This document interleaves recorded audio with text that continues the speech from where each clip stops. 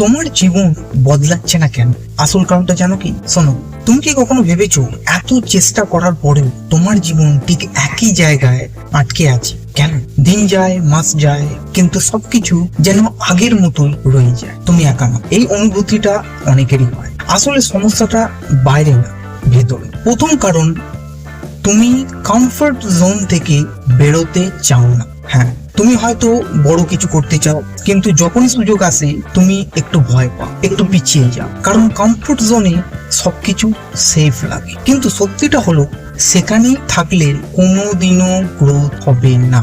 দ্বিতীয়, তুমি প্ল্যান করো কিন্তু অ্যাকশন নাও না। অনেক সময় আমরা ভাবি আগামীকাল থেকে শুরু করব, ঠিক সময় এলে করব, কিন্তু সেই ঠিক সময়টা আর আসে না। ছোট ছোট স্টেপ না নিলে বড় পরিবর্তন কখনোই আসবে না। আর একটা বড় কারণ, তুমি খুব তাড়াতাড়ি হাল ছেড়ে দাও। ধরো তুমি কিছু শুরু করলে, কিন্তু কয়েকদিন রেজাল্ট না পেলে তুমি হতাশ হয়ে থেমে যাও। অথচ বাস্তবটা হলো, যে কোনো ভালো জিনিস সময় নেয়। ধারাবাহিকতা না থাকলে কিছুই বদলাবে না।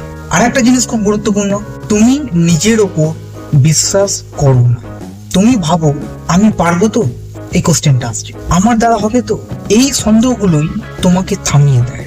কিন্তু তুমি যদি নিজেকেই বিশ্বাস না করো, তাহলে অন্য কেউ কেন করবে? ভাবো তো, তুমি যদি প্রতিদিন একটু একটু করে ইমপ্রুভ করো, মাত্র 1% হলেও 1 বছর পরে তুমি কতটা এগিয়ে যাবে। কিন্তু সেই ছোট ছোট পরিবর্তনগুলোই আমরা অবহেলা করি। তাই এখন থেকে একটা কাজ করো, একসাথে সব বদলানোর চেষ্টা না করে শুধু আজকে একটা ছোট ভালো সিদ্ধান্ত নাও, কাল আর একটা।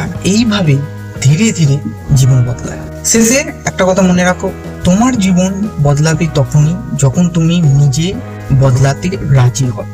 তুমি শুরু করলেই পরিবর্তন শুরু হবে।